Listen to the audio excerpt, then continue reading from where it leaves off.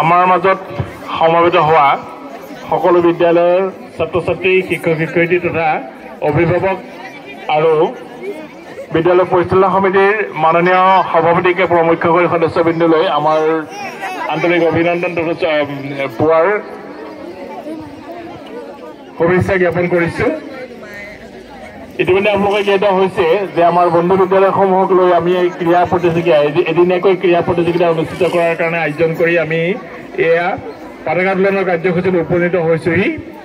পুনৰবাৰ আমি আপোনাসকললৈ অনুৰোধ ৰাখিছোঁ যে আমাৰ সমাজত ৰখা আমাৰ বিদ্যালয়ৰ সনাক্ৰ উচ্চ মাধ্যমিক বিদ্যালয়ৰ পতাকাখন আমাৰ বিদ্যালয়ৰ ছাত্ৰ একতা সভাৰ মাননীয় সভাপতি শ্ৰীযুত উত্তম দত্তদেৱে উত্তোলন কৰিব আৰু লগে লগে বিদ্যালয় পৰিচালনা আৰু উন্নয়ন সমিতিৰ মাননীয় সভাপতি শ্ৰীযুত দীনেশ শইকীয়াদেৱে এগছি বন্তি প্ৰজ্বলন কৰিব। ঠিক একে সময়তে আপোনালোকৰ পতাকা ইতিমধ্যে উৰুৱাই থোৱা আছে আৰু তাৰ কাষতে সাজু কৰি ৰখা সেই বন্তি গছ আপোনালোকে জ্বলাই লগত ধূপ জ্বলাব।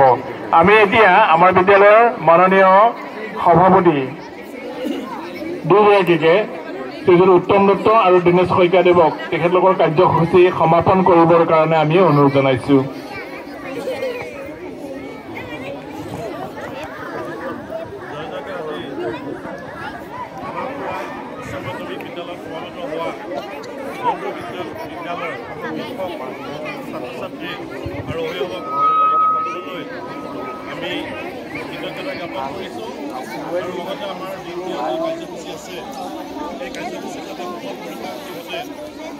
কামনা কৰি আমি খনপুৰা উচ্চ মাধ্যমিক বিদ্যালয়ৰ তৰফৰ পৰা আমি পতাকা উত্তোলন কৰিম।